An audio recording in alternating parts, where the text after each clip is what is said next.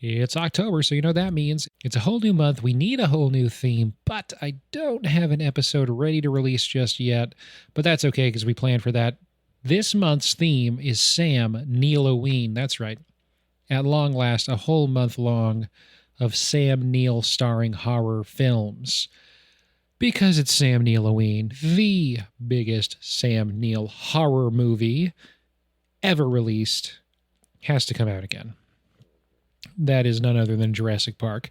Another excuse to revisit Big Steve Summer. Let's do it. In order to preserve the integrity of the original recording, I tried not to cut out anything that dated it too much. So, just sort of go with it. Skip ahead to the part where we actually talk about Jurassic Park if you want. It's all fine. If you know anything about Sam Neill, even though this is his biggest horror movie, it is by no means his weirdest one. We've got some real wild stuff coming up this month, and I just didn't want to go a whole week into October without releasing something. So here you go, the first episode of Sam Neilloween, our first ever re-release. Here is originally released in July 2022, originally re-released in August 2023, and now, at long last, re-released in October 2024, Jurassic Park.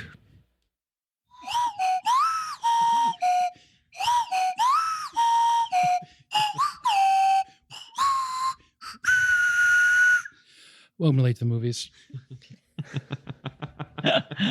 Have you seen that YouTube video? As you guys know, I don't know how to start the podcast. But it's either going to be the fourth and final pitch-perfect rendition of a John Williams theme song or something along the lines of, welcome to Late to the Movies. My name is Ben Holt, and this is a podcast where my friends and I get to fill in our movie blind spots.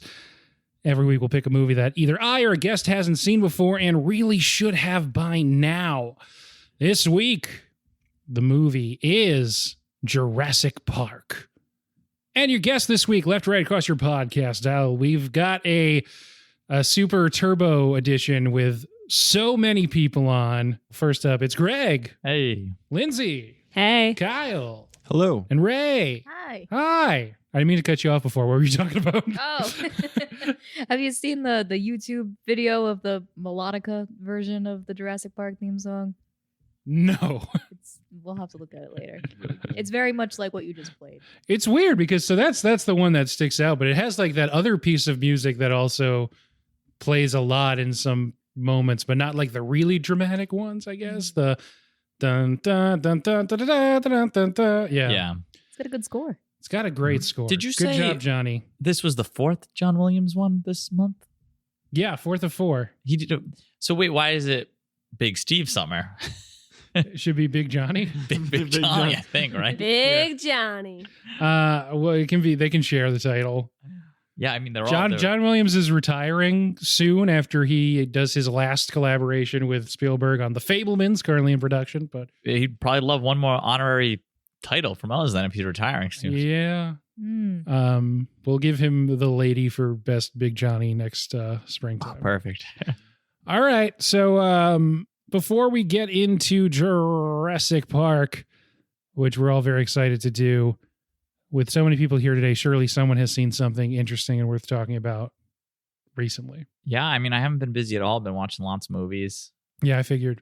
No. I think since last time I was on, though, I rewatched Into the Spider-Verse and Scott Pilgrim. Nice. And those are both great. Yeah, man. Scott Pilgrim especially. It's so fucking good. I love that movie. I mean, so Into the Spider-Verse is really good too. Those are two of the best movies of that sort of. I feel like they have a lot in common, even though like they're obviously have a lot not in common. Yes, too. no. But just vibes wise. Yes, the vibes are wise. correct.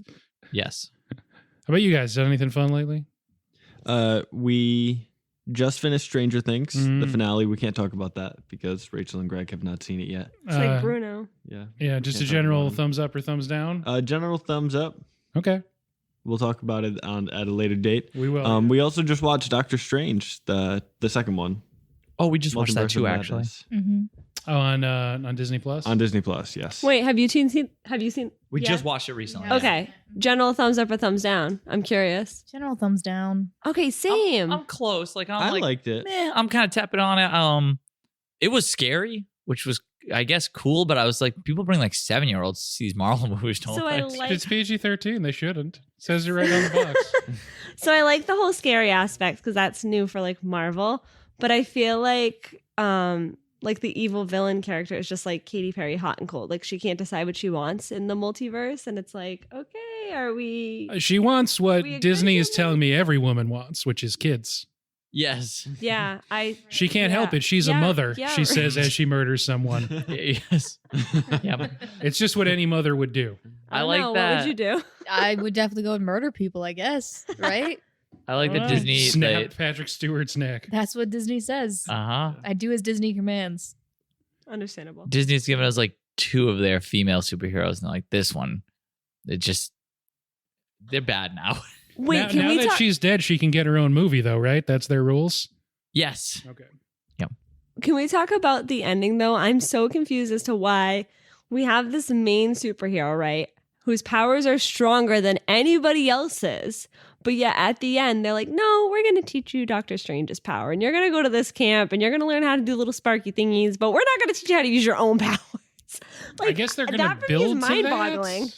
Because she doesn't have like full control, I guess. So they're like, we're going to start with the basics and you're going to work up to the thing you can already do. I'm gonna be honest. As you were saying that, I was like, I don't know what Lyndsey's talking about. I totally forgot that America was in that movie until like just now. I wish I could forget about America too. We're all high-fiving. This just got, Yeah. This got very political very quickly. It's I don't know. The Sam Raimi parts of it are nice. I like that there's a zombie that flies on a cloak made out of demons. I I think like that part. I think by the time I got to that part, I was like, what is going on with this movie? Something Yeah. is off the rails. Me and my sister were literally talking about it earlier today, and it's just that the further we get from it, the more it's just like nothing that happened in that movie mattered. Yeah. I guess they introduced America Chavez, and that maybe will matter down the line. But for now, the whole movie is about the main character just trying to get back to where he started at the beginning of the movie. And he does. Cool, I guess. Yeah, it was fine. I thought the previews were actually cooler than the movie, TBH, but Do you mean the end credit scenes? no, the previews before the movie. Like when I was watching the previews, I was like, oh, this is going to be dope. This is going to be so cool. And then I watched the movie and I was like, wow, this is really not. Yeah, the Cool. experience of watching it is pretty scattered. Yeah, I think. did read something about what Marvel's doing with their end credit scenes. I was trying to use that as a segue, as what you were saying into what I wanted to say. So I read something online about what Disney's doing with the Marvel end credit scenes and how it's kind of changed. So originally it was how they brought new people in and how Nick Fury was kind of approaching these people and trying to bring them into the team. And now we're still bringing new people in, but we're not doing, like, the movie isn't about these people. We don't know who these people are. And they're somehow going to build these people into this crazy multiverse that we've made. So it's just a weird way for them to do things. It's almost like the movies don't matter and only the end credit scenes matter now. It is weird. Yes, The character absolutely. yeah, the character they introduced in the end there, I was like, I don't know who this is, but I guess they're important now. Yeah, I had absolutely Don't no let idea. Will hear you say that though. He knows. Yeah, cut that part out in post, please. Not to dunk on Will, but in a literal sense, Will does know who that is, and he was pretty excited about it. But I don't. I Googled it. She sounds cool. Yeah, it's I always forget it's Dormammu's like niece or something. Mm-hmm. And in some multiverses, she marries Stephen Strange, and they like go and fight multiversal entities. Okay, Sounds kind of cool. yeah, great. Can't wait for that movie. I guess. Doctor Strange 3, my new wife. And I mean, just the whole the whole mentality of it ending on a note of like, Stephen Strange used the dark holds, even though he knew it would turn the other guy sinister in order to like get to the resolution. And then he does get punished at the end and he's like screaming in pain as it goes to credits. And then the mid-credit scene, he's just fine. So that really undercuts the weight of that ending. But that's just how, like you said, it's how these movies work now. It's just setting up the mid and end credit sequences. But, it's okay. Pizza Papa always gets paid. So It's over. What have you watched anything? Yeah. Okay. Oh, cool. yeah, that's it. That's yeah. it. Yeah. So the original director for the second Doctor Strange movie, Scott Derrickson, he left this project after it had already gotten started and made The Black Phone instead, and that was pretty good. I don't think I've talked about I've done a couple of these recordings since I've seen it, but I don't think I talked about it yet. So yeah, it was pretty good. I liked Ethan Hawke in it. Thanks. I was going to say, I I liked think it. a couple people have told me now that was really good. Yeah, it's based on a Joe Hill short story. He's very successful in his own right, but no offense to him, most famous for being Stephen King's son. And yeah, it was pretty good. I don't want to say too much about it. I'm the only one here who's seen it. That's right up your alley, wife. Yeah, it felt kind of King-ish, even though it was his son. Like, it's set in the 70s, and it's about kids and ghosts, and there's this like a character who you're like, oh, it's just another character. And then they're like, this character has psychic visions. And you're like, whoa, that wasn't in the trailer. That's introduced really earlier in the movie, so that's not a spoiler. One thing that we did do, the Thing 40th anniversary. So, Oh, I forgot we saw that. yeah. That was so good. So good. There was some controversy that I saw right after we saw it that the transfer that Fathom Events had sent out was really bad. So it was like a Sunday and Wednesday thing. And the one on Wednesday, apparently they sent a nicer looking version to theaters for.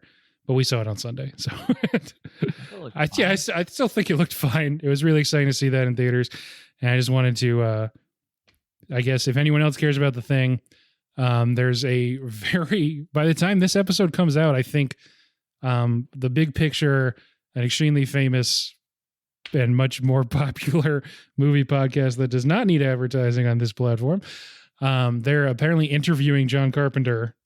And I think that their episode interviewing John Carpenter should already be out. So in this moment, I'm looking forward to this. When you hear this, I will have already listened to it. Wait, why did we not interview Steven Spielberg for this month? He didn't return my calls. You know that's a sore spot. I'm curious how that melodica thing you said sounds. You gotta listen to it. If you want to take a pause and listen to it, it won't let you down. It's good with the video.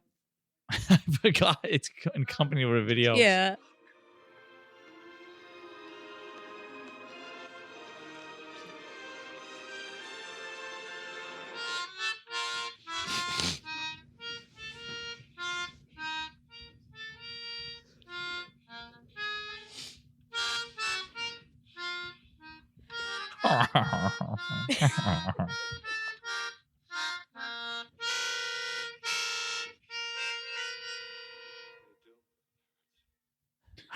Me too, moving herds. That's great. All right, you guys ready to talk JP? I'm so fucking Yeah, ready. always. So thinking podcast. We got podcast here. Yeah, that's a good one. See, nobody cares. No one cares. That really makes the whole thing. All right, who wants to give us? Oh wait! Oh my God! I did it again. I always forget to set up. This is probably the movie I've watched the most in my life. Greg, Oh yeah, I love this movie. I've seen it a ton of times. Ray, All-time favorite movie, number one. you guys. Wah, wah, wah. We have yet to seen it. Well, Well, hopefully have by you seen now. it? No, I'd Yeah. only seen like some scenes, but not a Yeah. lot.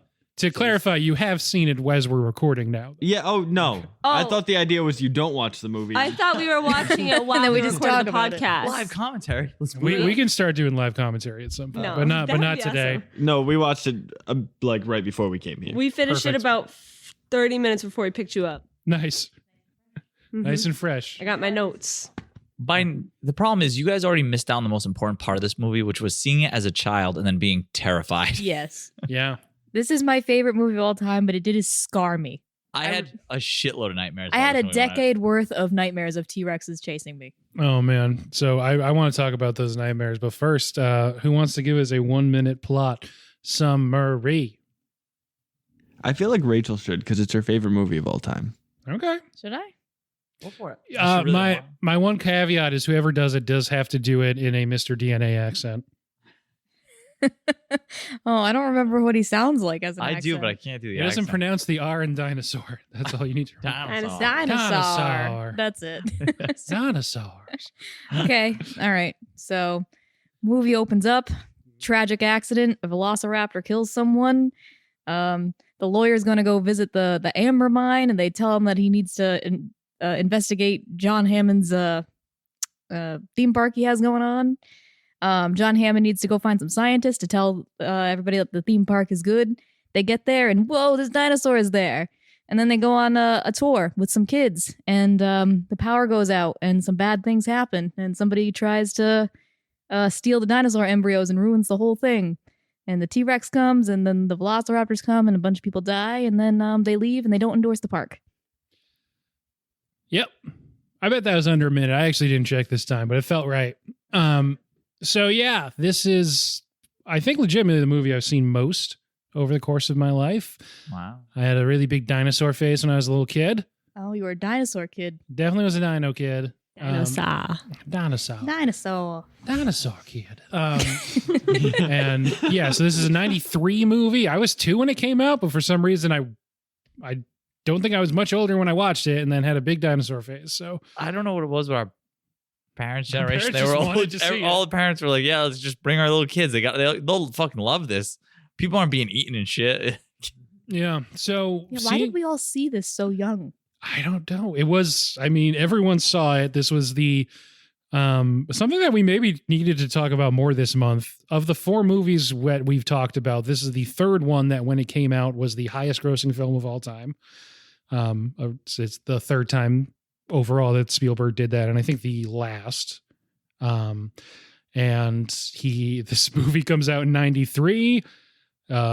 Also comes out in 93 is Schindler's List. So he's up for, I don't know, however many awards his movies are nominated for at the Oscars that year, but a whole bunch. He breaks through, finally winning Best Director. Big Steve Oscars. Big Steve Oscars. Yeah, his first Best Director win for Schindler's List that year. So this, in the grand scheme of Big Steve, is this is 18 years after Jaws. So of the 4 we've done, this is the biggest gap between any of them. He's just like the biggest director in Hollywood when this movie comes about. So he gets pretty much all his first choices for casting and gets all the best people. And I don't know, they changed the world. They changed how movies are made once again. I think he's done a few times in his career. And as much as this month is focused on Big Steve himself, which is his official title now, this is maybe the movie that's the best refutation of auteur theory, because there's however many hundreds of people that worked on this movie, and it's not like Steven Spielberg himself invented T-Rex and CGI. So He did invent dinosaurs, though. that is true. The dinosaurs. Yeah, dinosaurs. Yeah, I don't know. First time watch for you guys. What'd you think? I really liked it. I did tell everyone that as we were right before Lyndsey and I watched it, we looked at each other and we said, no matter what, we have to say we like it because it's Rachel's favorite movie. But we did really like it. It was really good. It's just so good. It is so good. So I also had never seen it. Absolutely loved it. I would say, like, on my movie list, it's number 2 now of like my all-time favorite movies. Wow. It's not number 1. And you just watched it an hour and a half ago. I did, and it's like I like want to jump back in and just go to the second movie now. Like, What it's one is of those number types of things. 1? This is a very unpopular opinion. Are you sure you're comfortable with me saying it on the podcast? I think you kind of have to now. I think it's a popular Doctor opinion. Strange, We too. can cut it out. No, it's Grease. That's fine. Yeah, Grease is a No, feel-good it's fine. movie. As long as it's not Grease 2. Yeah, Grease 2 is kind of trash, but Grease 1 was great. I like the Grease Yeah. Live too. Yeah, But- yeah. but Jurassic Park Grease. is right Grease there. is a classic movie. That's not that And I weird think to it's just say. like more of like the childhood thing. Like, if I think I saw Jurassic Park when I was probably like 12 or 13, like it would totally be flipped. Yeah. But I didn't. I will say what's funny about this is that I had done some Miss America filming in Universal Studios. So when I was watching it, I was like, oh my gosh, I can't believe they ripped off Universal Studios like this. Because I had not had the experience of watching it and then going to Universal Studios. met Baby Blue there. I'll send you that content because that's quite hysterical. Was made a fool on national television because it was absolutely terrifying meeting a dinosaur. And now I'm like, they're kind of cute now that I've seen the movie. Yeah. I can see why we wanted a park. You know what? I endorse the park.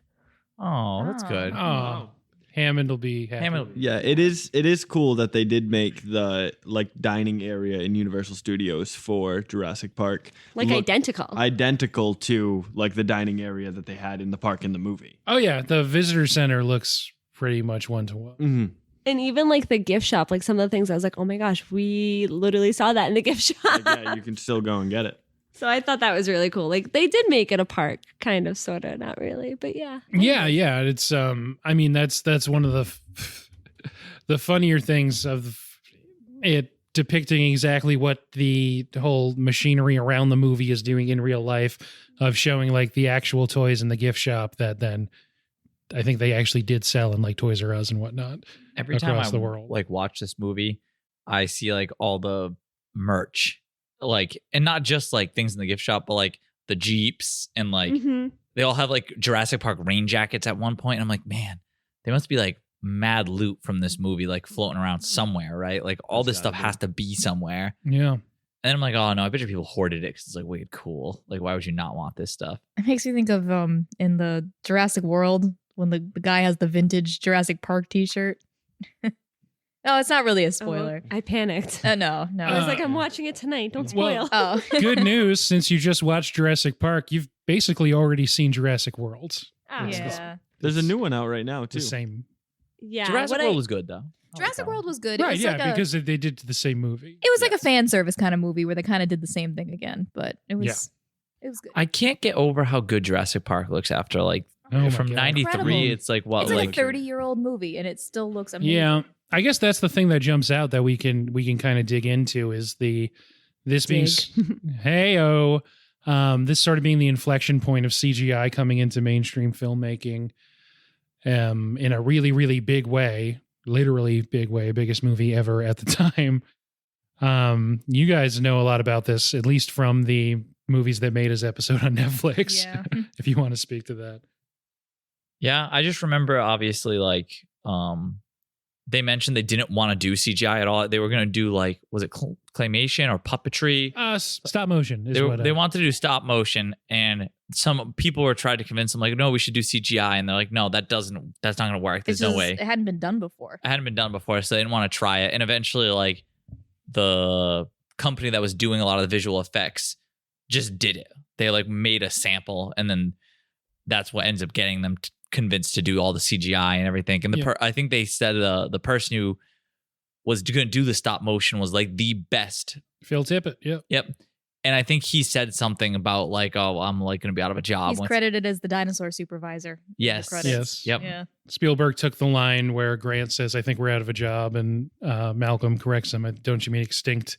That's what Phil Tippett said. I think I'm extinct. Yeah. Yes. He saw the CGI. But it's crazy because before this, like any kind of dinosaurs that you'd see in media was like claymation. It was like the really crappy old like dinosaurs that you imagine from like 1950s kind of movies. Like nobody had seen dinosaurs like on screen doing anything crazy. So this was like the first time that people really saw like what a dinosaur could look like.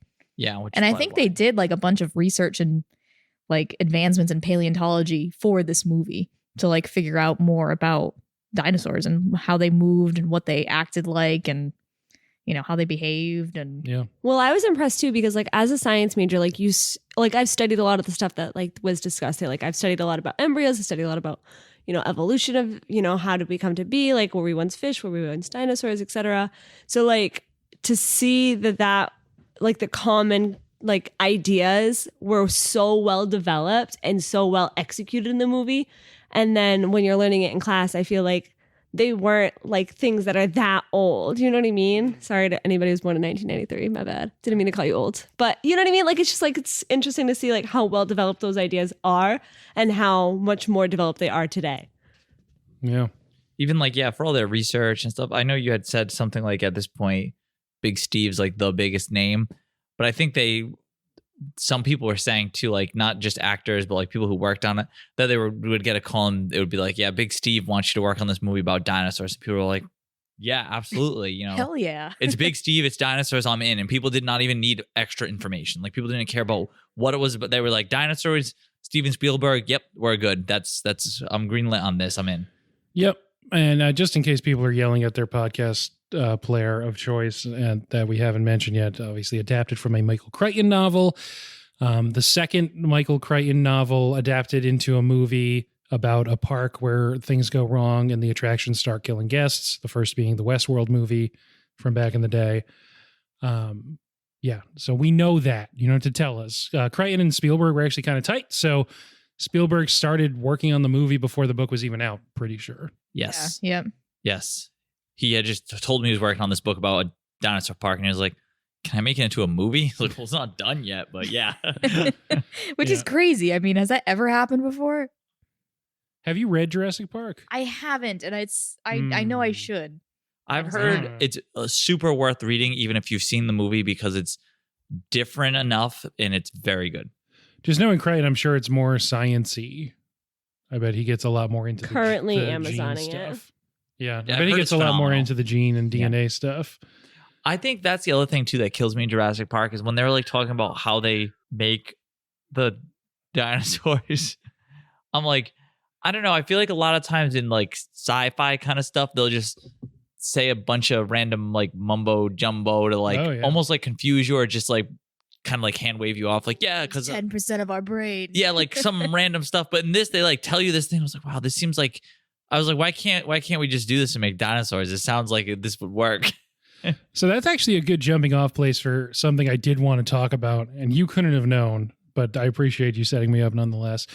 One thing that we talked about throughout Big Steve Summer is that I do want to talk about in this episode too, especially in the last episode in Jaws. I was talking about all the little things, all the kind of like moments of life and of like real characters and people behaving the way that real people would, that he sort of puts into his movies. And then also in Raiders of the Lost Ark, we talked about how elegantly there's an info dump, a big exposition scene towards the beginning of the movie.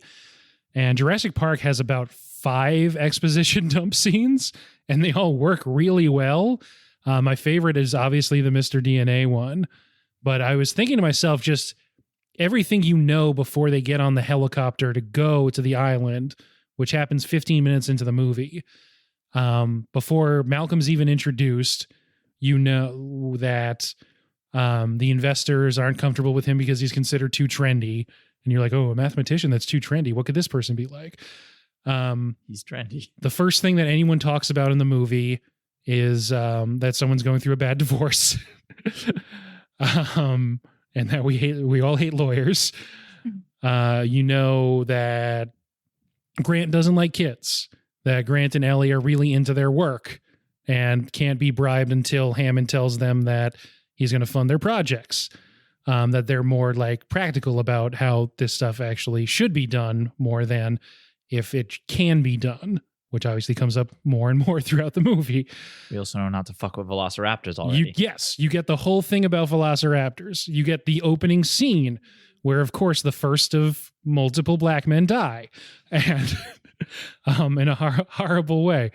Yeah, it's all sort of just like building stuff up. You don't even see a velociraptor up close or at all really until about an hour and 20 minutes into the movie. I think actually an hour and 40 minutes into the movie. Yeah, like 20 minutes before the end is the first time you actually see a velociraptor. But the first scene is a velociraptor killing someone. Yep. And even though the T-Rex is the icon, the velociraptor is like the Jaws shark of this movie. So all of the shit you know before you get there. You also know the main, I guess, villain. You also know Wayne Knight's deal. And you know that Hammond didn't pay him enough, and so he's going to try and sabotage it to get back at him. That's all in the first 15 minutes. That's before you even meet Jeff Goldblum's character, and he does that crazy A lot is laugh. happening. I But it noticed the doesn't feel pacing like this it. time But- when I watched it. Right, but it doesn't feel like it. When I just don't know. It's just like magic. I just got so excited it would just cut to a different scene and then give you the little title card of where they were, and I was just like into it every time. I don't know, it's very exciting even though it's just kind of setting things up. Yeah, it's going boom, boom, boom. and you get all of that information, which is setting you up for, like I said, I think my favorite exposition dump scene of all time, which is when they're on the ride, because I love rides. I love slow moving rides that tell you things and show you real people working in a science setting. My favorite ride in Epcot is Living with the Land. And if no you did, animatronics here. if you Is this autoerotica? Autoerotica? Sorry, I just love exposition scenes, and I've been ranting. You're giving us an exposition dump. I am, much less interestingly than Steve sets it up. But yeah, anyway. It's great. It's great. I don't know. I guess I didn't leave much for conversation on that point, but I do love that Mr. DNA scene. I love it that it ends with them like busting out of the ride too, because like can they do that? Can they do that?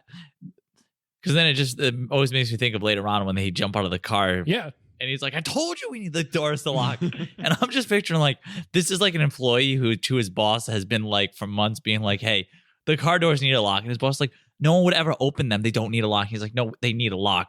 And I imagine this has been going on for like 6 months, the whole time the park's getting built. And the first people who go in the car just open the door. It's like, I know it. They're terrible theme park guests. The first ride they go on, they bust it and just break out. And same thing with the stupid car. They're just like, yeah, we're just going to leave. Before they even go on the ride, Malcolm has told him that he considers it like a rape of the natural order or whatever.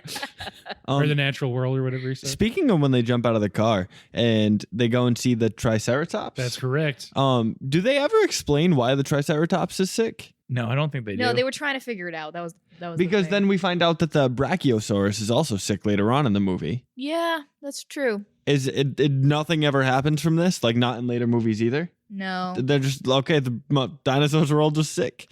I think that was just an indication though, because earlier in the movie they said, oh, we have all the problems of an amusement park and we have all the problems of a zoo. And like as a zoologist, like one of the problems that you have in a zoo is like oftentimes like you have these animals who don't belong in these types of environments, and now you're trying to accommodate what their original environment or suitable environment would be. So it's the idea of like they're not well treating the animals and it's a bad amusement park. Yeah. That's what I thought that was a Ellie, nod to. Yeah, definitely. Like, yeah. She mentions like you don't know what any of these plants do. Like you're just picking them because what looks pretty and stuff like that. So, and she's like, these are poisonous, and like the animal can't eat this and that and that.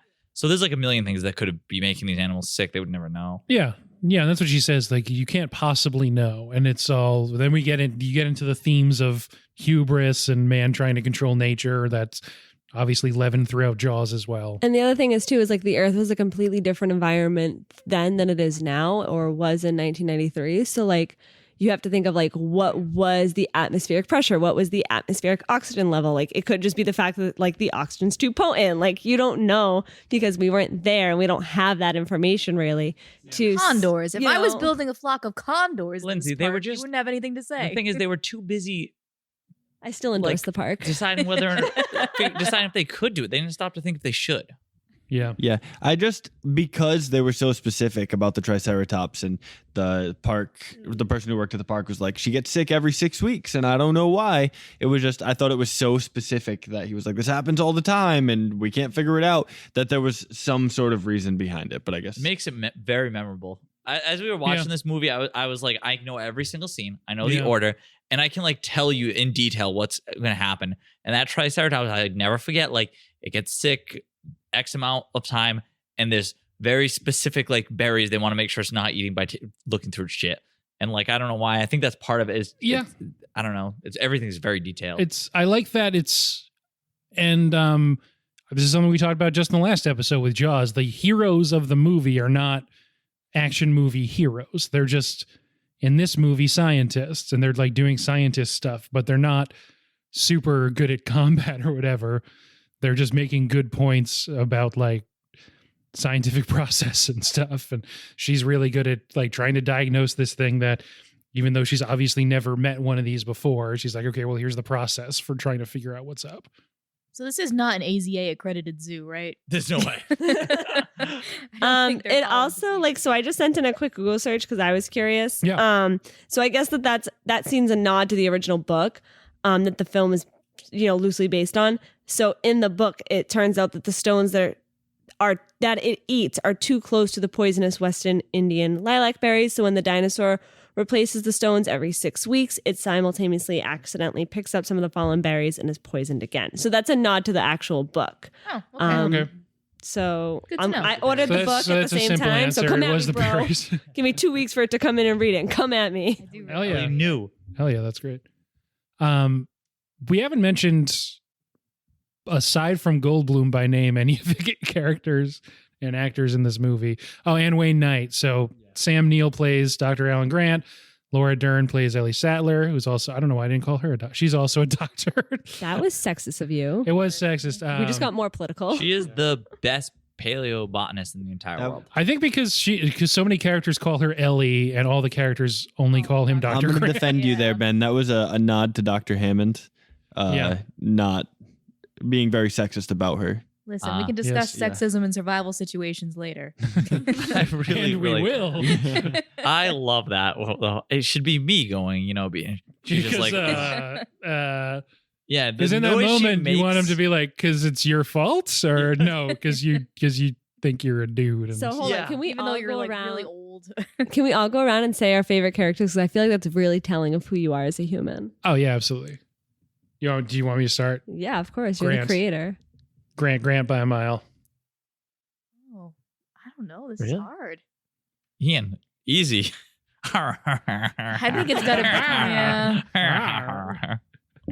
I think it's Ian. Yeah. Yeah.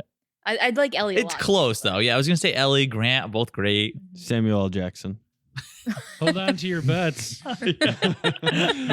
He is great. A line so nice he says it twice. Kyle very nicely at that point then held on to my butt. And I was like, no, your own butt. Your own. I was holding my own. Collectively, all your. I was also holding my own. Oh, okay. At the same time. Pansy. Picture that at home. All right. Mine would be Toast You don't Timmy. have Timmy. Toasted Timmy. Yeah. Solely for the purpose of the fact that he became literally human toast. Him following Dr. Grant through the cars like kills me every time. Yes. That's What- like me What car as a are you human. going in again? Whatever one you're going in. So I was talking about like the little things, and one that I've only picked up on subsequent watches is Laura Dern in the background of that scene. The like in really quick succession, not even as the subject of the shot, she makes like 3 faces in a row that are all really good. Mm-hmm. And then you see that she follows through on that because when he gets out of the other car, he turns around and the girl is there, Yep. the hacker. And she's like, yeah, Ellie said that I should ride with you. She said it'd be good it for would you. be good for you. Yeah. So- And then, Speaking of little things, one of my favorite things in the intro, when Dachshund gets out of the car, the taxi, he leaves the door open when he walks away, and you see the taxi Yes. driver get out, and he's all pissed off because he has to go close the door behind him. So Yeah. funny. For a man who's trying to keep a low profile. Yeah, I With love his fedora and his sunglasses. And then the other, Yeah, it gives you everything about that character in such short, efficient order. That's all you need to know. He has like 6 lines in the movies in one scene, and you know that guy's an asshole before he even says anything. It's just efficient.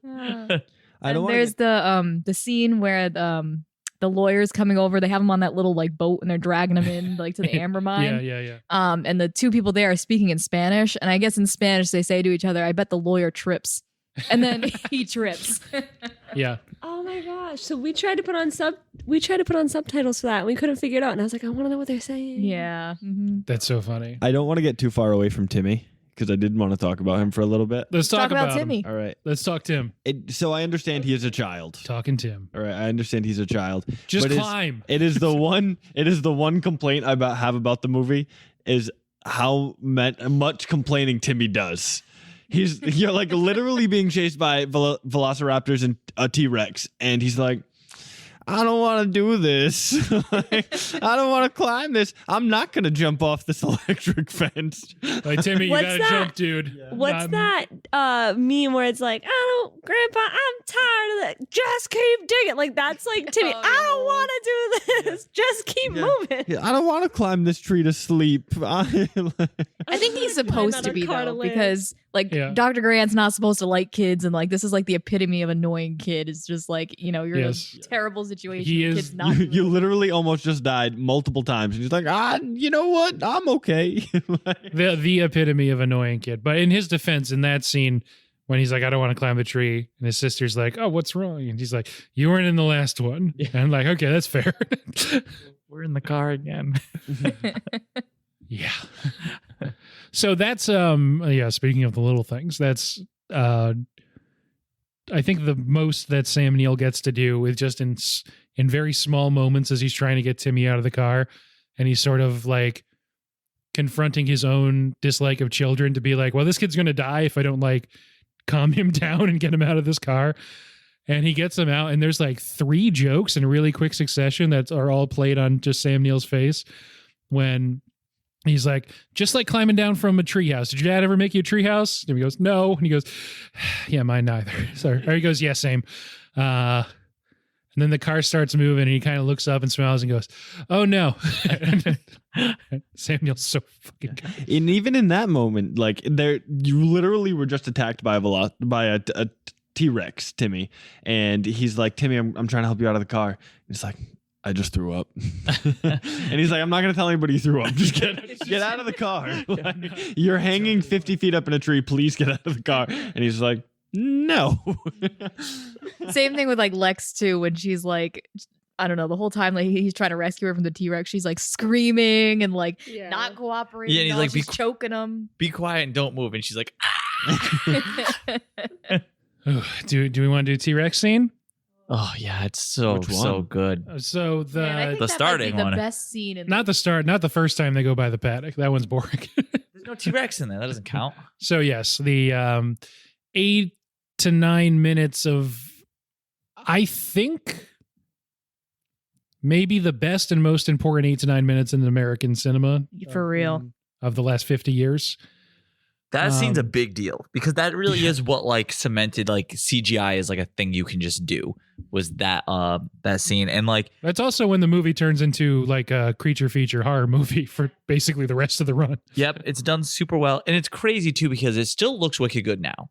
Even like obviously some of the CGI, like okay, CGI is better now, but like it doesn't The puppets are incredible. the puppets are like still things aren't that good still. The CGI, obviously CGI is better now, but it still looks good and you still see worse CGI today. Yep. And then they just do it so well. So if you guys didn't know, if you can see the T-Rex's whole body, it's CGI. If it's only part of the T-Rex, it's a puppet. And I feel like, and we talked about this with Stranger Things too, like it stinks now that sometimes people like are very reliant on CGI and everything CGI. And I feel like this was it. It's like use CGI here and there. Because they could have just done all CGI, but they were like, no, if we can do it as a puppet, we do it as like a big animatronic puppet. And I feel like it looks way cooler. Like when you see its face and like the eye like dilates and like That's all the times that's you the just moment. see like some of it. Eating the goat looks really cool. Oh, I don't know. Yeah. It was like perfect. good puppet. It's a really good puppet. I think the Triceratops is probably my favorite dinosaur, but I mean the T-Rex puppet they get a lot of use out of. For anyone who doesn't know, they mention all the time that it was a nightmare to film with the puppet because whatever they made it out of, they didn't like think about the fact that they were going to pour a bunch of water on it, and it was electronic and stuff. It absorbed all the water. It weighed like way too much weight, and it just kept breaking because it's like getting soaked in this rainstorm they make for it. And they'd have to like wait, dry off this giant T-Rex puppet, do some more scenes. It would get waterlogged again. They'd have to like dry it off. It kept malfunctioning. Somebody almost died. Yeah. So one thing that I mean, there's moments certainly in the 5th Jurassic Park movie, Jurassic World: Fallen Kingdom. But the main takeaway from that is its director, J.A. Bayona, actually said something that I have thought about when we're watching any of the Jurassic Park movies, and that is he thinks that the movies, the main images he takes from them are eyes and teeth. And when he says that, he's talking about this scene. Mhm. Its eyes and its teeth. And and that's the practical stuff. That's not the full body CGI stuff. Although the first time it roars in the full body shot, that is, probably the moment that's why you were scarred, probably. So yes, seeing that scene for the first time, what'd you guys think? I thought all of it was really cool. I didn't know anything about the puppets. I didn't know anything about. I'm an uneducated little swine, so you don't need to. Honestly, I just was like blown away, like the fact that again, like that it was made in '93 and that it looked this good. Because I've seen some pretty bad CGI. I mean, we went to go see Shang-Chi together, and we both were like, okay, great CGI battle, awesome. Yeah. But like, this was a really great CGI battle. So I was like, if Shang-Chi just ended with some dinosaurs, that'd be dope. That'd be cool. I loved it though. I thought it was awesome. Yeah, I didn't know that was like half puppet, half CGI. I thought it was just all CGI. So when they were doing that initial scene with the T-Rex and the Lex and Timmy were like under the sunroof of the car, like I thought that was all CGI. I had no idea how they did that, but that's so much cooler that it was like a puppet smashing into these kids. In that scene, the glass actually wasn't supposed to break. The puppet like broke the glass, so they were like kind of freaking out about it for real. Yeah, because they have their hands up. They have their hand. It was just supposed to push the glass down. They were supposed to be under it. The second time it comes down and the like part of it shatters. Yeah, it wasn't supposed to break. So that was real terror. Probably. Yeah. I mean, yeah, even if it did what it was supposed to, it'd probably be real terror. Like, okay, we got this giant robot. Its giant mouth is just going to smash this car you guys are in. Just scream. I'm like, okay, yeah, that was not going to be hard. Also, we can't control it. No, you guys were super scared. Also, it weighs 3 times as much as we planned for, so we don't have any diagrams on how this will work. Sorry, go ahead. Oh, I was just saying, you guys were super scared watching it in theaters. Now imagine actually like being Timmy or Alu. I know. And yeah, it's something we talked about in the last episode in Jaws, that like, it's a puppet, it's a machine, but like when you're underwater and that thing's coming at you and like breaking the cage you're in, it must be really scary anyway. And the same thing for those kids or their body doubles being in the car and having that thing like, getting in there pretty much. That's got to be scary. Even if you're expecting it, and then I guess not with the glass breaking. I took a lot of notes on this scene. Now, did you guys know anything about this scene? I know, like, did you know anything about this movie? I know it's like a super popular movie, but I feel like at the same time, I feel like it's just super popular because it's great. It's got dinosaurs in it, not for anything like, I don't know. I feel like there's a lot of movies that we cover on the podcast where if you haven't seen it before, you're going to know like 5 scenes in it. And I feel like this might not be one of them. Did you guys like know any? I knew that there was a dinosaur named Baby Blue from Universal, and that is all I knew. Yeah. Yeah, no, I knew like a few of the iconic scenes, like when the T-Rex is first coming and you see like the water. I was going to ask that. Yep. Yeah, and like the car chase scene where the car T-Rex chase is the like other one, chasing. Yeah. And I think I had seen the scene where they were in the kitchen. That one's big. That one's big. I always think of, did any of you guys watch Mad Men? Mm-mm. So Roger says to Pete, it doesn't matter, you don't know these characters. Like this older partner says to like this young up and coming guy, basically like put him in his place, and it's a marketing firm doing advertising. Like, you think you're hot shit, but like 99 cents, someone came up with that. And it wasn't always like that. Someone came up with that. It's like the best idea in marketing ever. And I think like someone came up with the image of the water cup jiggling. Like, it's so cool. That's insane. That's such an ominous image, and like the go-to thing for parodies to this day, I think still would do that. It's the objects in mirror are closer than they appear. Yeah, and the car chase I thing. want that on a t-shirt. Mm-hmm. That's great. The And the lawyer gets it. Did you think he was going to get it while he was taking a shit? Oh yeah, absolutely. So in the very first scene where we see the lawyer, you gotta go. Yeah, well, in the very first scene when we see the lawyer and he's getting pulled by those guys, I immediately looked at Lyndsey and said, "This guy's gonna fucking die." So this guy's not making it to the end of the movie. We paid attention to his outfit this time. I paid attention to a lot of them, but yeah, he's got like 90s shorts on that like literally go up. He does have them shorts. Yeah, like not even halfway But it's down. like a suit. but he's got the suit top and then like suit shoes. That's back in style. LeBron wears is, that yeah. sometimes. So another outfit that I want to bring up is Jeff Goldblum after he's attacked by the dinosaur and he's like laying on the bed Oh, yes. with the shirt out. So they sell that picture at Universal. Like you can buy that in a plaque at Universal at the Jurassic Park store. Yeah, signed. Yeah, Signed by Jeff Goldblum. It's a very popular image. It is a very popular image. So they're not on this episode, but they were on the so Sam and Bree, who were on the Raiders of the Lost Ark episode, in their house they have a pillow with that image on it. That one of their friends I hope it's a made. body pillow. Yeah, because Ooh. that wasn't the Jurassic Park episode, I had to cut out the shout. They gave a shout out to the person who they're friends with who made that, but I had to cut it out. So Greg they did showed a shout me an awesome meme I hadn't seen before yesterday. Well, it was a GIF, and it was that image of Jeff Goldblum, like with his like deep V thing going on. But they took Dr. Grant from the scene where he's on the Triceratops and the Triceratops is breathing, and they put him on his chest. And he like, goes up So and he's like going up and down like on his chest. That's awesome. It's great. I thought you were gonna say the one where he like stands up out of the Jeep and like whips his glasses off to get a better look. That would be a good I one. really like that scene, honestly. And that's I mean another one of the little things, the added motions and gestures that Spielberg has actors add, because as Sam Neill says, you wouldn't take your glasses off to get a better look at something. It doesn't make any sense, but it looks dramatic and it looks He good. like, fumbles getting him off too. Like he's like shaking and like Yeah. he can't get his glasses off right and stuff. That always sticks out. Yeah. So that's a moment that we can talk about, because that is a term we haven't mentioned at all this month, but a very big thing that's sort of baked into the cake of Spielberg's public image, or at least the image of his images, is Spielberg face. Do you guys know what that means, or can you guess?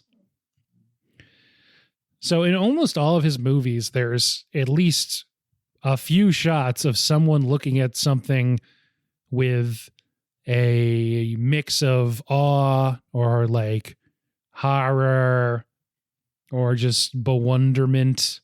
And that's like a Spielberg thing. It's in pretty much all of his movies. There's a lot of that in this one. But that's the moment that probably gets pulled out, is Grant standing up in the Jeep and taking his glasses off. And they basically go around to all the characters and they all do it. And it happens a few times in this movie that someone looks at something with a sense of wonder. I also love when Dr. Grant takes off the glasses, because I always think, I'm like, even if he is standing on like a hill and there is like a lake in front of him, there's nothing there.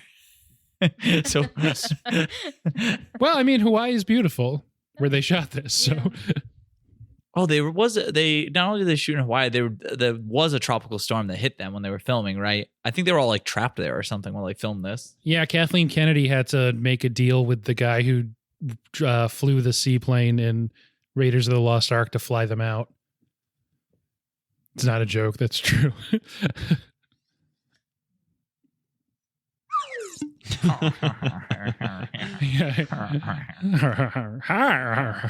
The script just says So- laugh.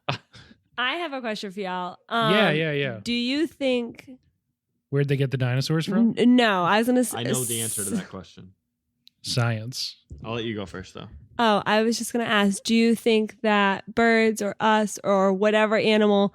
What do you think actually evolved from dinosaurs? Because I have some scientific reasoning behind it, but I want to, before I elaborate, I want you to go. You said an option was us?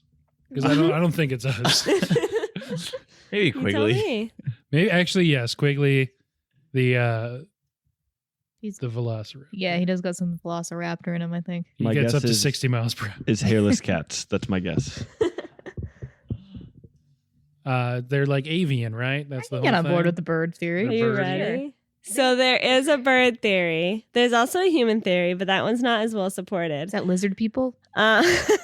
Well, essentially, like we all have derived from some type of period where, like, either we were fish, reptiles, etc. But there's this common thing going on that's like, did our chickens technically dinosaurs? And kind of what Grant was saying, like, birds are really just modern day dinosaurs. And like, while that idea is accepted, it's not fully true. But birds did evolve from a group called theropods.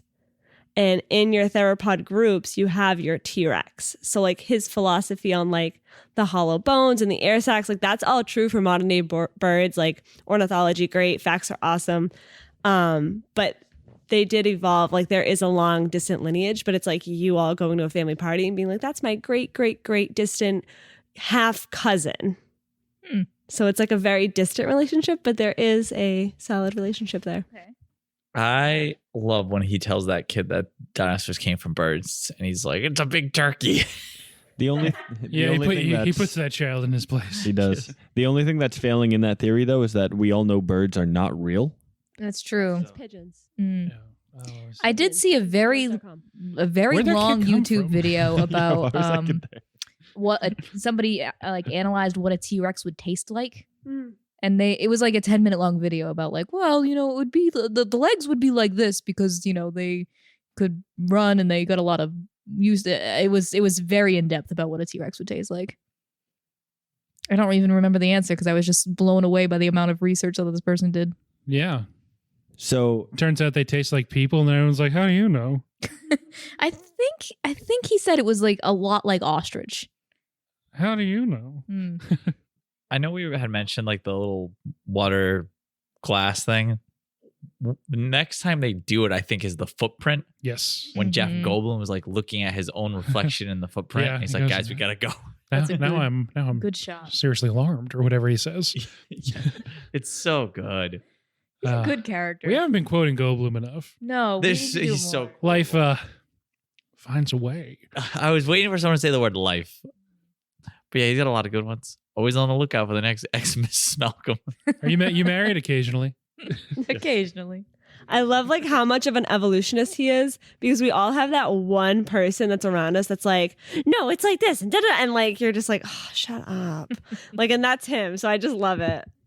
Dr. Sadler, I refuse to believe you're not familiar with the concept of attraction. I was just gonna say that one. Yeah, what is Oh, there's another fun scene in that the helicopter scene where they're trying to put all the seatbelts on. Yeah. But he has, if you notice, he has two female parts of the seatbelt and he can't get them together. So he ties them together because life Yeah. finds a way. Oh, I didn't notice that. I couldn't figure out why I was like, this man has definitely been on a plane before. We just saw him. And a part of the world that was, well, no, wait, where were they digging? He was digging in Montana or something like that. something like that? And I looked at Lyndsey at that point and I said, there was dinosaurs in America. so, Yep. so I didn't know that. Yeah. But I was like, this man's definitely been on a Before we plane got before. serious about border control. Yeah. So I was like, this man's definitely been on the plane before. How does he not know how to put the seatbelt on? But I did not notice that. Yeah. So someone else must have had the other part of the seatbelt. I'm then. thinking, so every time I watch it, it makes me think of like how hastily Jurassic Park was put together. So, I mean, I guess the helicopter's not really part of it, but it's just like, oh, we just like assembled this. We put it together and like, yeah, we have two parts of the seatbelt that don't work. I still endorse it. I would still endorse it too. Every time I see that scene, I always wonder, like, is this really like because it's two female buckle ends? Like, is this? I was like, this seems too. I think it's just like a comedy scene, guys. I Yeah, gotta that's- say. That's how I always feel. We haven't even works. talked about the Raptors yet. I mean, What's more interesting, the Raptors or the Buckles, though? we're gonna get into like where Freddy Krueger came from again, and I can't do it. I can't do it again, bitch. Sorry, that really bothered me about that movie. Not to go back a few podcasts. Guys, when we went over all our favorite characters, no one has any love for the Kenyan hunter, huh? Oh, he's He's pretty great. cool. He's really good. I mean, he does one thing and eats shit. That's like He's got good the one short thing he shorts, too. tries to do. He really fucks up. he does really fuck up. If he had stuck around, you could tell that like the doctors would have loved picking his brain though. Like they would have gotten on really Instead, well. the Raptors picked his brain. Yeah, instead the Raptors picked his brain. I love that he gets killed exactly how Dr. Grant explains to the little Oh, kid yeah. that the It's Raptors Yup. are going Such to a kill good him. setup. Yep, so and good. you forgot. It's like a full hour and 35 minutes later. Yep. Clever girl. Yep. Oh man. So that all comes, I always forget the order because Ellie runs away from him into the bizarrely labyrinthian place where you really need to make the circuit breakers easier to find. I know it's shoddily built, but like spared no expense my ass. Let's get those near the front door maybe. Anyway, all of that plays out, and she's already basically done by the time he gets the raptors, because she's being chased by the raptors before he gets killed. Yes. Mhm. Yeah, Which they, I like- always just assume she runs away and then he gets killed, but it's like another 10, 15 minutes. Yeah, they really put him on pause, like what he's doing, and they show you some other stuff, and they come Yeah. back to him, like finally finding the raptor in the woods. Yes. The stuff with Ellie in that maze where, the raptor pokes out, and that's the first time you see a raptor. I don't normally have like markings down, but hour and 44 minutes pretty much on the dot into the movie, the first time you actually see a raptor puppet clearly. Less than 20 minutes before the credits start. So that's, and to think of like how big a deal raptors are to Jurassic Park and how big a deal they are to this movie. The whole setup is all making you scared of raptors. It's not making you scared of T-Rexes. Yeah. I mean, that whole last 20 minutes, though, is just them being chased by the raptors. Yeah, and it sucks for them. Yes. Those kids think they got Jello time. You ain't got time for Jello. Get to a safe space. They've already explained to us, though, you're not going to be able to run away from the raptors. That's why they can't have to deal with the raptors for a full hour. They'd lose. What you need is an icy room for slapstick comedy, as Timmy finds out. They can go 60 miles an hour, and he's a little kid with a limp, but you just need a funny floor. Yes. That kitchen scene is so good. Yeah, the kitchen scene is really, really good. It's We- so good. We haven't talked about Dean Cundy yet, who we talked about in what other episode that you guys were on? I mentioned we were going to talk about him in this episode. You remember? No. You forgot. Yeah. I don't know. I forgot. Tell Well, me. Dean Ooh. Cundy works a ton with John Carpenter, including on Halloween. And this 15 years after Halloween, he does this, and he's the director of photography, so he figures out all the fucking lighting and how to shoot stuff. He's the one that Steven Spielberg makes go outside in that actual real life storm and film storm shots that they use in the movie. It was expendable. He was inexpendable. Dean Cundy is the absolute man. Yeah, that kitchen scene was great. Did you realize it was her reflection when the raptors were like running at the? No. No, I didn't That's- until like finally their head hit. So like That's great. there was a lot of the movie actually that I literally had to like close my eyes and be like, I can't watch. Still my favorite, but my biggest fear is like now being stuck in a kitchen with a raptor and being in a car accident and then dangling from a tree and throwing up on myself. I won't tell anyone that you vomited. Thanks, Greg. You're welcome. I'll probably tell them I vomited. So, accounting for raptors, Ellie closes the door to the chain link fence behind her. And when she gets back in there, of course, when she gets to the control room, they're like, "You sure that raptor's like contained?" She says, "Yeah, as long as they don't know how to open doors." Immediately snap cut to the raptor opening the door to the So good. kitchen. It's so good. So does that mean the two raptors at the end is the one from the kitchen that doesn't get locked in the freezer and the one from the maintenance Yes. That's what I maze? always Okay. assume. Yep. That's what I figured. Because the one in the freezer is still there at the end, we're assuming. That's what I assumed assumed, because yeah. he puts the pin He's in. locked. Because he in the puts, freezer. the pin in. Okay. Oh. It'd be fun for someone to find later. I don't. It seems like they just Their kind of DNA is left. frozen. Yeah. So yeah, because what's loose at that point? The raptors, I guess they're Everything except that one raptor Yeah. in the freezer. because the raptor paddock wasn't behind the main gate to Jurassic Park. So I guess maybe they're out. They're the only ones out, like messing with the visitor center for that reason. Seems like you'd probably want those behind the main gate, but I have a question about future Jurassic Park movies. okay. Does that can of Barbasol ever come back into play? No. No, you think Uh, it's gonna, right? Like the yeah. way they slowly like bury it. Yeah. It doesn't matter. because I think they that mention- means that it's not gonna. It's buried forever. Yeah. basically. Well, they just put such a like focus on it, but they had already mentioned earlier that it only has enough coolant for like 30 hours or something. Yeah, like okay, that, so you're it right. doesn't matter after that. So he anyway. needed, like, once he put it in, he needed to get off the island. Yes. Yep. His like whole like escape scene is really good too. Him like driving the Jeep and opening the gates and The then fact that he just drives through the pens, like crazy. I mean, I guess he does that because he knows he doesn't have enough time. yeah. I think that's the route out. It's a very poorly planned park. I mean, I They guess. keep saying they spared no expense, but they're in Ford Explorers. Expense is spared. Yeah, they spared some expense. They did spare some expense.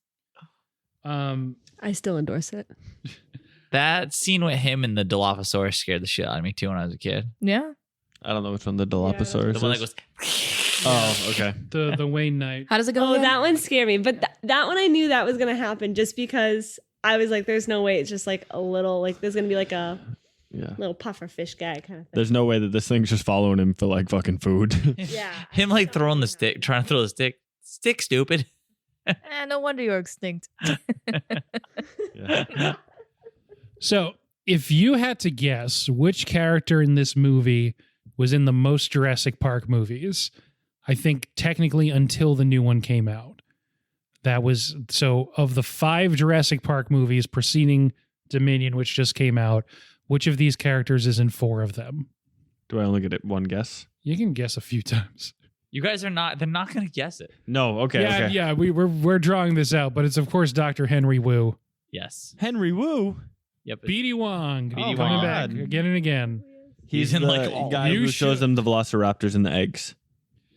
If you thought that that's like a really important character, that like that's the guy who has the secrets to this going forward, that other companies are going to hire him to do this again, then you guessed right, because that's happened multiple times throughout the course of Jurassic Park and World. And it He's never not goes in wrong 3. again. Never again. He's not in 3, but he endorse it. was in all the other ones. Okay. Is he in the new one? I don't think so, Okay. according to the Jurassic Park wiki. I guess this is where I can say I haven't seen the new one I haven't seen it. Me and Ray meant to see it like a Not bunch of long. times. Recently. Me too. I heard it's mostly about locusts. I heard it's not good, but we'll Yeah, probably go I've see it heard anyway. it's really bad. Why is everyone doing the Chris Pratt holding his thing up at dinosaurs? That only worked with Blue and her friends because they'd been trained since birth. You can't just go up to a wild dinosaur and do the Chris Pratt hand thing, but everyone's doing it. Everyone's doing it, Greg. What? Ooh. Have you not seen the Everyone, trailer? right? No. Everyone. I try not to watch trailers anymore. Okay, so like in every scene in the new movie, it seems like someone's like doing that thing, you know? Oh yeah, where he puts the, his. the hand thing, yeah. Yeah. Which I don't like that at all. No, it's stupid. It's real dumb. But at least you could be like, okay, well, he specifically has known these specific raptors since they were hatched. Yeah. That But makes sense. they're just, it's him, it's different people. There's a scene where like all the original characters that are in the new one all do it to just some random T-Rex or something. It's weird. It shouldn't work. They should all get eaten for their hubris. Yeah. but like- that's like the point, right? Yes. Get eaten for your hubris. I don't like talking about this because it reminds me about how much I don't like it. This one's still so good though. Yeah, so I thought you liked Jurassic World. I mean, I kind of did. I liked it because it was nostalgic, but I like Vincent D'Onofrio. Chris Pratt's character is a little annoying. He doesn't do the clicker training right either. He just like randomly like clicking the thing and like Yes. yeah. Yeah, I think that he's just such a vacuum of charisma in this because, like, I mean, because the first couple at least come out before the internet backlash against Chris Pratt, but he's still just not anywhere near as charming as in these movies as he is in the Guardians movies, as he was Yeah. on Parks and Rec, as he was on Everwood. I still remember. Actually, he's kind of an asshole on Everwood. Real season 1 of Parks and Rec energy from him then. Yeah, I don't know, man. Jurassic World is still definitely better than all of the other sequels related to Jurassic Park, but it's just nowhere near as good. Yeah, because it's doing like the Force Awakens thing. It just Right. is the first movie over again Right, with some yeah. different settings. Although the stand-in for the lawyer getting like embarrassingly eaten is the assistant who's like babysitting the kids in Jurassic World, who gets like really the worst death. Yeah, not good. You'll Well, don't you'll spoil see. it. You'll see. That's why I kept it vague. Yeah. You guys. I will see. love the lawyer getting eaten in this, honestly. Good scene. The fact that good. he's like he runs and hides in the bathroom and they're He in the left us. yeah, they're in the other He left car us. and they don't know what's He going left on. us. You know, when you gotta go, you gotta go. It's Yep. just so That good. scene's great. And then too, Lex making every wrong decision right after Grant says, "What you got to not do is this." Cut to Lex, and she's like, I bet I should do that." is it right when all the wires start breaking? And oh no, it's right when the T-Rex comes out. Ian's like, man, I hate being right all the time. He's very funny. I've never understood why there's a bathroom there because I feel like this You're is supposed to get out. right. It's, yeah. When you gotta go, you gotta go. I think it's like an overlook area because the geography of that area doesn't make any sense to me. It never does. That's the one thing I don't saw understand. somebody draw a diagram of it before because it didn't make 'Cause- sense to me either, but they drew what it's supposed to be and why there's a cliff like in Yeah, because the T-Rex steps Yeah, I out, know. but We're that's just the confused that's about the that. same side that the car falls down the wall. Yeah, there's a diagram that explains it. Okay. Yeah, you'll have to Well, look it up. My thinking is like that way maybe they have something where the cars can stop there for a while and because people want to hang out and look at the T-Rex more maybe. So have a bathroom there. It's only like the second or third paddock, right? Yeah. They're like, okay, we got to get a bathroom in here. Or whatever's up first. I forget. It's Gallimimus. Yeah. No, it's the this guy. Oh, the first Dilophosaurus. Yeah. Oh, okay. So the Dilophosaurus, did we talk about that scene too much? Just that he loses the Barbasol and the thing spits in his face. But that scene really fucked me up when I was a kid. That scene really fucked me up when I was a kid. Yeah. Because that's the real, I guess some others times happen too, but that's like it's nighttime and it's raining and you can't see very well. There's lightning happening and this guy's just straight up being stalked.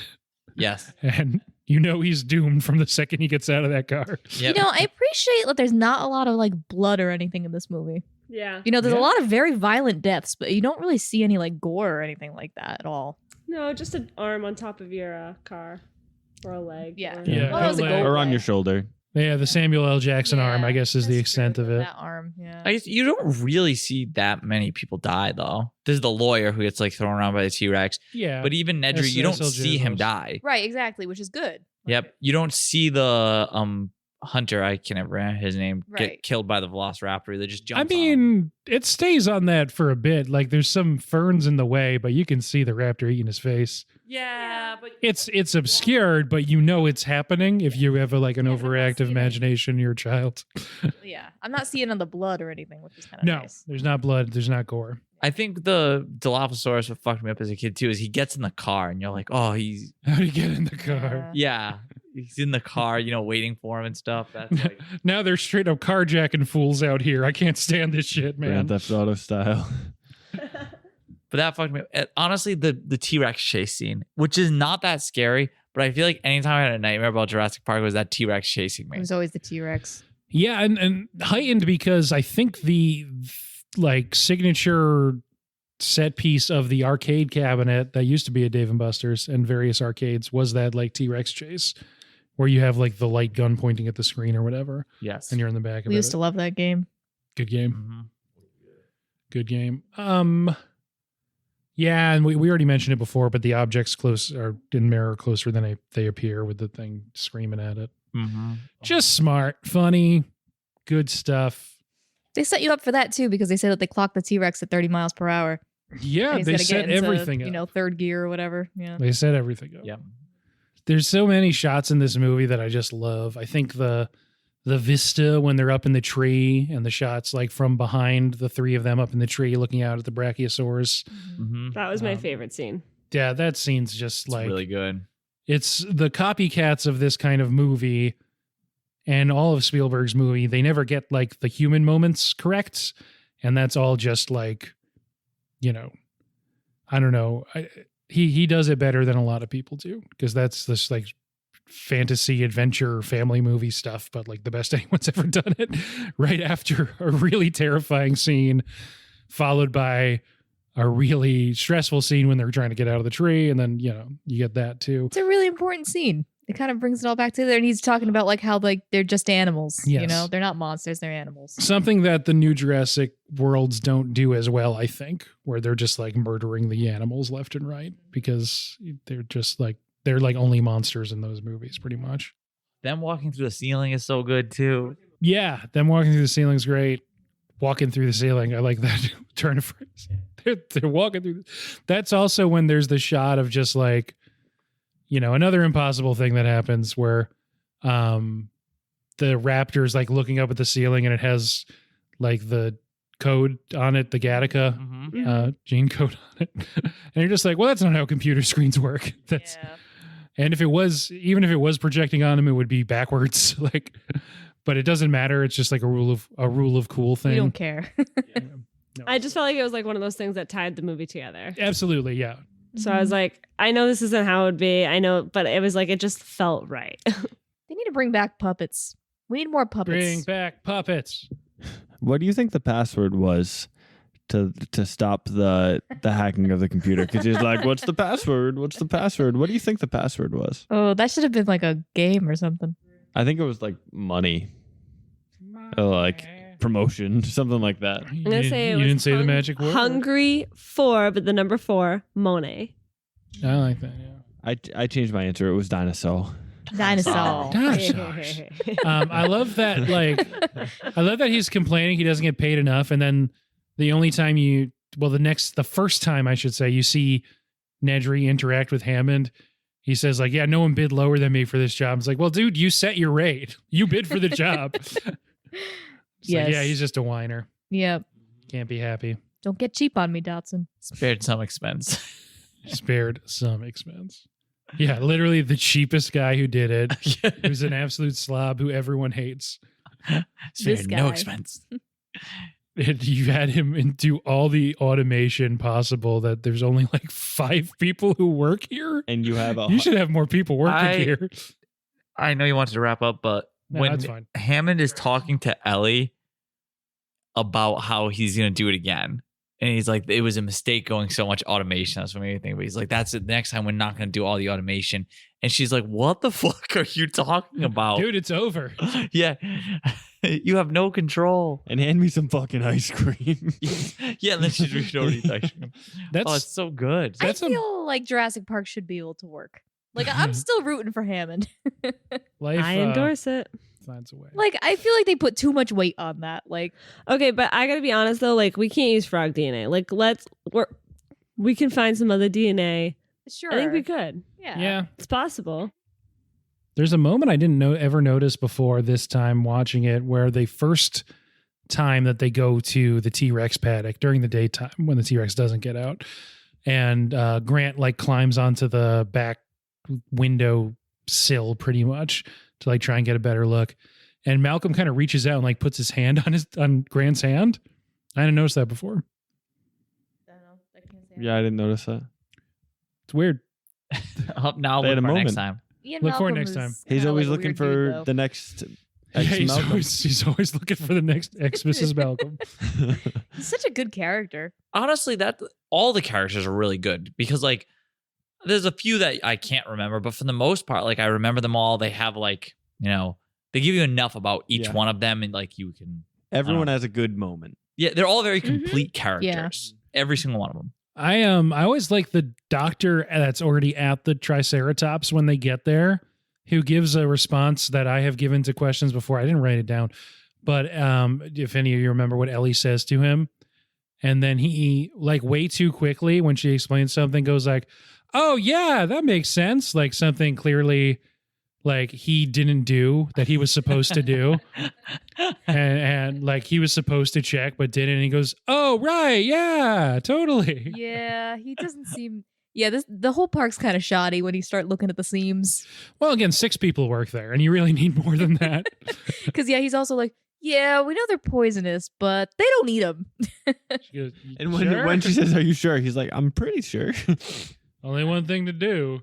He also is just Check letting the these poo. people like cut. That's a big It's pile of fine. shit. She's tranquilized. Like, come on, kids, come Come on, pet this kids. animal. Like, Jump on it. Like, definitely not an AZA accredited. Take some pics. take some pics. We knocked her out for Go you. lay on her belly.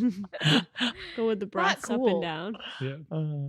Spared some expense with that guy. Minimum wage worker there. I don't know. Yeah, Mr. Sunglasses Mustache not pulling his weight over here. Oh, man. Well, this is, I mean, I was 2 when this came out. It was definitely the first movie I saw. Laura Dern, Jeff Goldblum, Sam Neill. We haven't talked that much about Richard Attenborough, who, of course, 10 years before this movie comes out, beat Steven Spielberg for both Best Director and Best Picture for his movie Gandhi, which was the same year that E.T. was up for those things. And E.T. was the odds-on favorite, and Richard Attenborough upset him. And 10 years later, Spielberg got his revenge, I guess, by casting him as like a megalomaniac kind of guy. But at least he's rich. I don't know. I feel like John Hammond has good intentions. Yeah. You know? He does. John Hammond, right? Is John. that what I said? I always think Richard Hammond, but that's the guy from Top Gear. Yeah, no, he does, because even like when the lawyer's saying the thing about charging whatever, he's like, well, no, this should be for everybody, kind of Mhm. thing, you know. And he really likes his grandkids, and I don't know, he's not a bad guy. Yeah, His I whole think- thing with the flea circus, and he wants to make something that's like genuine and real. And, Yeah, I think he had good intentions, but obviously flawed good intentions. Mhm. Yes. It's still man's hubris. And this time it's beauty that killed the beast. I guess that doesn't really apply. That's the end of King Kong. Yeah, I mean, I don't know. I like the moment. It's not when they go through the gate and Goldblum directly calls out that they ripped off the design from King Kong. I think that's fun. The Raptors, like I think it's Good been a long rap. time, but I think I've seen like pictures of they had like people in suits for that, right? Yeah, they're in. I think in that thing on Netflix, they describe it as a downhill skiing position that they're in. Yeah. Mhm. They're kind of scrunched up. So they have Um, these dudes running around, and That's That scene's great. The sounds in this, the T-Rex roar, and then the way the raptors talk to each other, which I think only happens once when they hear the kind of honking sound that they use to communicate. But that obviously throughout the whole series is used a lot. And I forget which of those is partially sampling turtles having sex, but one of them is. I know the T-Rex, they just mixed a bunch of other animals like sounds together. yeah. And they're like, here we go, this is a dinosaur roar. Yeah. It's crazy because now it's like, yep, that's definitely what a dinosaur sounded like. It's like, well, somebody just made that up for a movie. But everyone's just like, yep, this is it. Yeah, the raptor noises in Jurassic Park are mating tortoises. There you go. Okay. Someone picked that. Someone did pick that. Someone's like, oh, I want it to be like. I was walking through the jungle last night. Heard the best sound I've ever heard. We've had this conversation before, but this movie, when it came out, was like a big cultural phenomenon. You know, like it made the news. People were talking about this movie, like, oh, like how big of a deal it was. You know what I mean? Because it, you know, obviously did a lot of things that hadn't been done before. Like Ray had mentioned, like no one had seen a dinosaur before on like the big screen. Like if someone had done it before, it was like claymation. So people thought this looked incredible. It was a big deal. Like everyone was talking about it. And it always makes me wonder, because I feel like in our lifetime, we've had like almost no movies like that. There's been like almost no movies that have come out that like people just cannot stop talking about that are like that big of a deal. Yeah. Like- We've talked about this a lot. Yeah, Yeah. Titanic, Yeah. Yeah, Titanic is probably one. We talk about Avatar. That's where my mind went, was Avatar, Yeah. which I've never seen. It's not It's great. worth seeing. Looks like we're gonna have a big Jim Winter. Time it up with the new Avatar coming out. Avatar, I feel like, was kind of like that because it was one of those things where It was. It's the one I always can think of that was kind Yeah. of like that.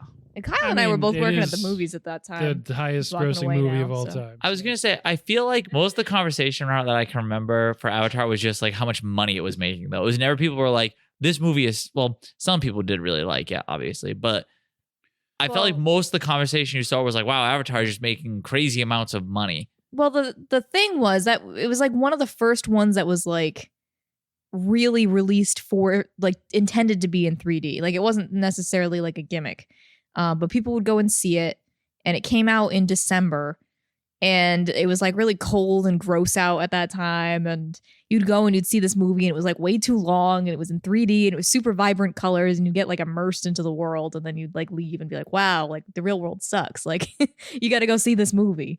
So I think like a lot of word of mouth was spread that way. I feel like that was a lot of the conversation around it. Yeah.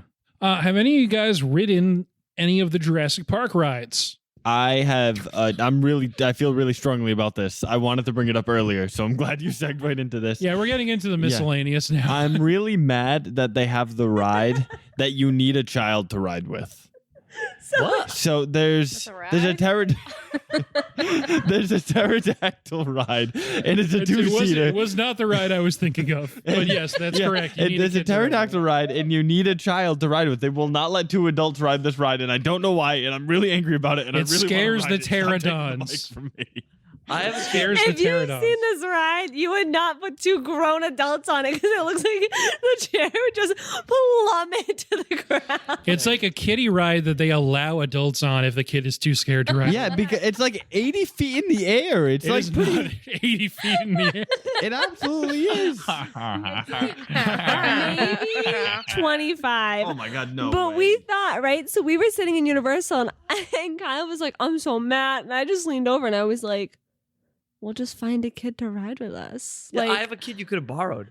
yeah, your kid's fake. So, but could you imagine like us in Universal being like, hey, little kid, do you want to go to the Yeah, pterodactyl? you get kicked out for that. I'm just imagining Kyle like throwing a fit like at the front of the thing because they won't let him on the kid ride. Grown This is the kid. ride. Are you fucking It's like- serious? You're gonna It's like let me a on this 3-year-old sitting by. ride? Yeah, I want to Like, ride why that can't ride. 2 adults ride this? Yeah, I want to ride it. I want Universal. Let It me on looks that like ride. it looks like a swing. It is. It's like Look a at the giant size swing. of that. It like takes you over the park. It looks nice and scenic, and I want to go on it. Yeah, it does look Not the scenic. roller coaster or any of the other rides in Jurassic Park. He wants to go on the kiddie ride. I think I did go on that ride as a child, How was it? but I think it was good. Yeah, It's everything I you wouldn't wish it know, would've right? been. I'm sorry. I wouldn't know. Thanks for segueing. It was a into life changing this. experience, really. Yeah. This was really not the ride I was going to focus on. But Wait, so Were you thinking Velocicoaster? I was thinking the Jurassic Park ride. I've been on the water Jurassic ride, Park right? ride. Yeah. yeah, so I have a funny story about that. Uh, So the only time big that I splash really boat. been to Universal prior to, us going down for vacation Mhm. was at Miss America with all the Miss America candidates. Yeah. And they squished, how much does that ride hold? Like maybe 30 people, 25? Probably, yeah. There's like, I don't know, Well, 6 they rows of 5. They or something. squished as many candidates as they could. They were like, oh, 5. No, you could definitely fit 6. You're all skinny. Like, squished us in for filming. And I will never forget, I had Texas behind me, and she's freaking out the whole ride. She's like, there's water. There's water. My hair's going to get wet. And I was like, oh, nobody told her. Oh, no. Oh, no. And of course, all of us are like dying laughing. So as we do the big plummet down, the whole 9 yards, you get splashed. None of us are facing forward in the scene. We're all turned behind to see Texas's reaction. Priceless. But wonderful ride. Love it. Did we go on that? My brother almost had to be pulled No, off that you ride. didn't He want to. Stop screaming. You were too busy having a temper tantrum about not going on the pterodactyl ride. You didn't go on the one Was for this- adults because you were too sad about No. the kiddie ride. He was so mad. No, was this after They didn't let our you on the near-death experience? carousel either. Was it that day? He was too scared of the This adult was rides. after our near-death experience. I want to do the kid ride, but can an adult accompany me? So Sir, yeah. no. So the Jurassic Park, the ride, the big, It's cool. Wait, can it's we a big clarify? splash boat. It comes Has down. this been redone? So, okay. Yes. in Because I LA. went like in the 90s. Yeah, it has. I mean, it's been refurbished, but not rethemed in Orlando. But in the Hollywood Universal, it's been rethemed to Jurassic World. Okay. I So, feel like I've like, seen, Chris like, Pratt's in the- on there, like, you're gonna get wet, buddy, or whatever he says. I don't know. Look out Texas for would've- dinosaurs. I haven't written Texas would have liked that warning. it. Yeah. And then yeah. Anyway, so that one is Jurassic World themed.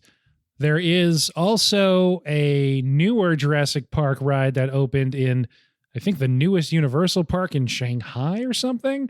That looks amazing. I would look up a ride through of it.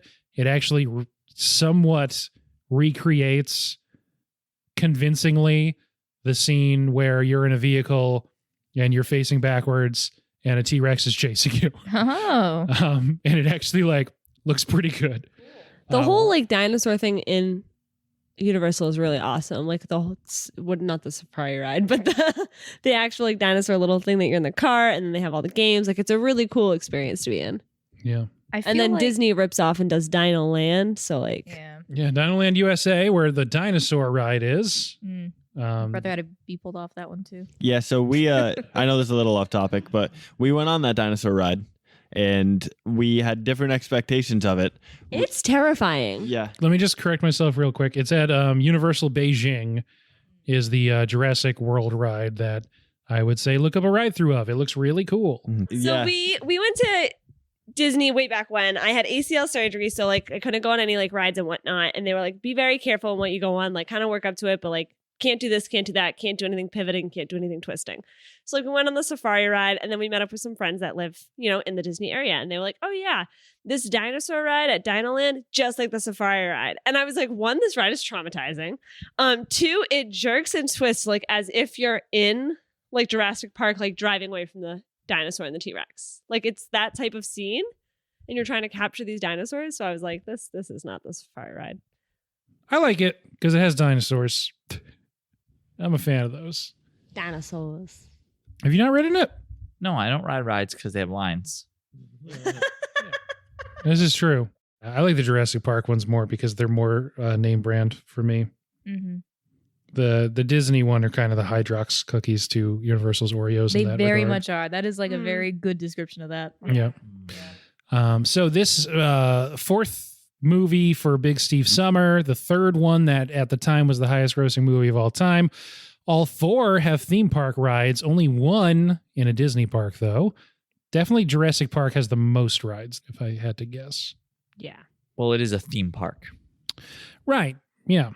It makes sense. There's a 1-to-1 there. Yes. And still creating rides. Like Velocicoaster just came out. this Yeah. year, so- Yes. Yeah. And it looks awesome.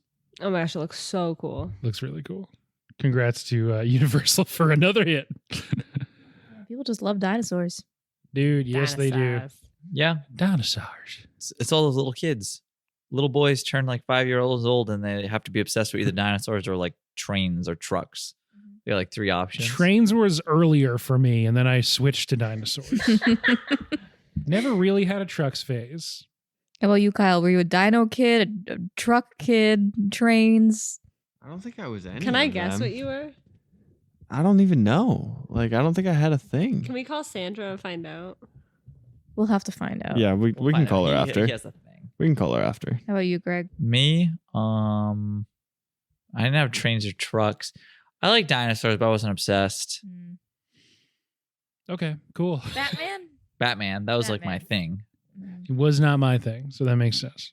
Yeah, I think I had like some He-Man toys, but those were just like hand-me-downs. I never watched his show. I just had the toys. I was like, this one's a skeleton. That's cool. Sick. I didn't know what their dynamic was. I was actually really upset when I found out they were enemies because in like my headcanon, they were just like, Friends. I got them at the same time. They must be friends. Oh, They had kind of like a Woody and Buzz dynamic. Oh. oh, that's sweet. This one's named Skeletor. That's not his name. I probably named him like Jeff or something. Yeah. He just doesn't have face skin, but that doesn't make him evil to me. It's very accepting of you. Rawr. All right. After careful consideration, I've decided I cannot endorse this podcast. And I can't think of a better ending bit than that. So any final thoughts on Jurassic Park before we move into ratings? Whoa. No game? No, we're already 2 hours in. Bro, I studied this movie for the game. I was ready for the trivia this time. I was terribly bad at it the first time. All Big Steve Summer episodes, they speak for themselves. They don't need games. Yeah, it looks like you've been crushed by your own hubris. You have been crushed by your own hubris. Enjoy your being eaten by a dinosaur. So, if you go on letterboxd.com, you can find Late to the Movies. That's the number 2. We have a profile there. I make a diary entry and record our scores for each and every movie. This will be only the second one that has 5 ratings on it. I'm not sure how that'll affect the number score, but on a scale of 1 to 5, and you can go by half star or whatever intervals, on a scale of your choosing, what would you rate this movie? Anyone can start. I'm going to give it 4.5 out of 5 of Samuel L. Jackson's arms. Okay. I'm giving it 5 out of 5 blood-sucking lawyers. 5 out of 5 scantily clad, sweaty Ian Malcolms. I'm going to do 4.8 out of 5 of... Why? Has to be half. Fucking did. 5. Deal with it. I can't. Then you know what? Come to my park. Free ticket. Okay. So this is your second favorite movie of all time, and it could be 0.2 better, you think? Yeah. Okay. You didn't ask me out of what though. Wait, I didn't give it yet. Go for it. Jurassic Park t-shirts. I like it. And I'm 5 out of 5 ex Mrs. Malcolms. That's a good one. That's a good one. All right. We're closing the gate. You know what? I'm gonna change mine. It's 5. I'm gonna give it a 5 out of 5. Oh. Yeah. Okay. After so- careful consideration. Yeah. So I'm at 5. It's Ray's at 5. closer to 5 than it is 4.5. So I'm gonna round up to. So Lyndsey, you were the only one preventing this from being our first perfect score. Do you want to change? Yeah.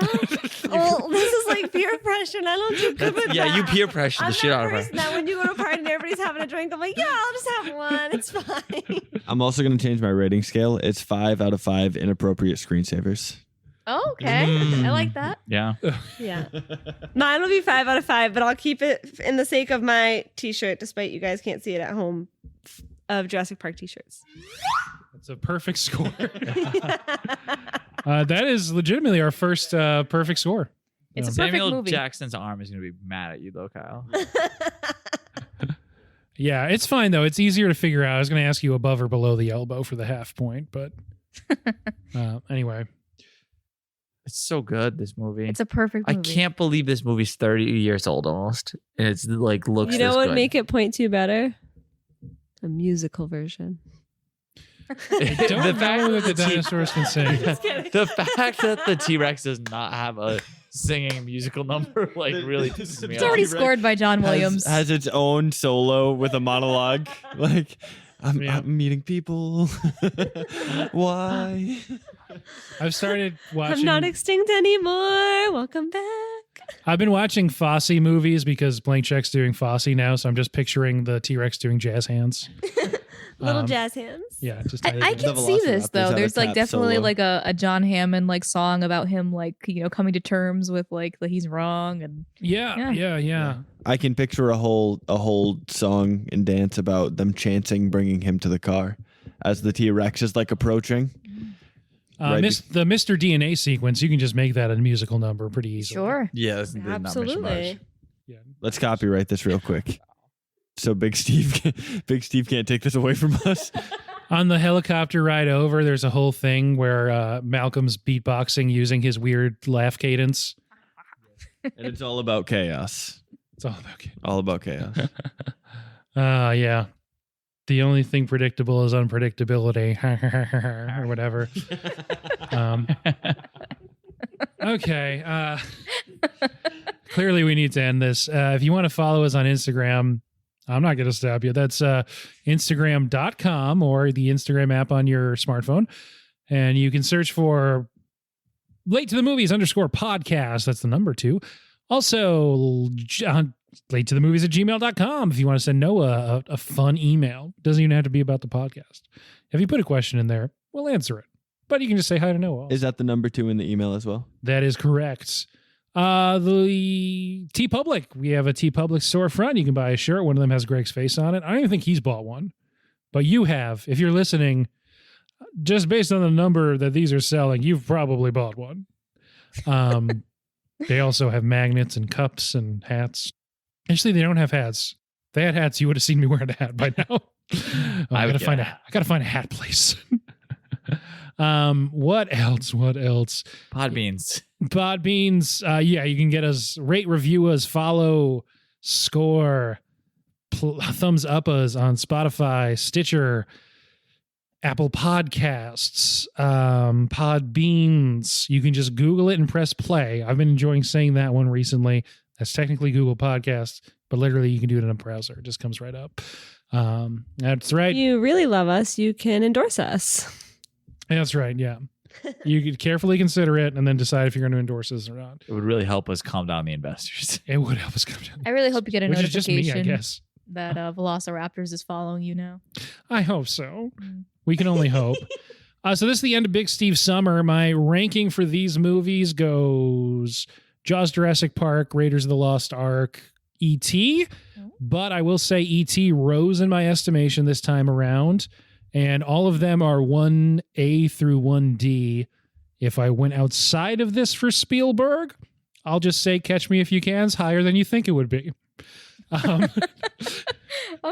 And That's pretty much it. Thanks for being on, guys. Thanks. Thanks. Bye. Bye.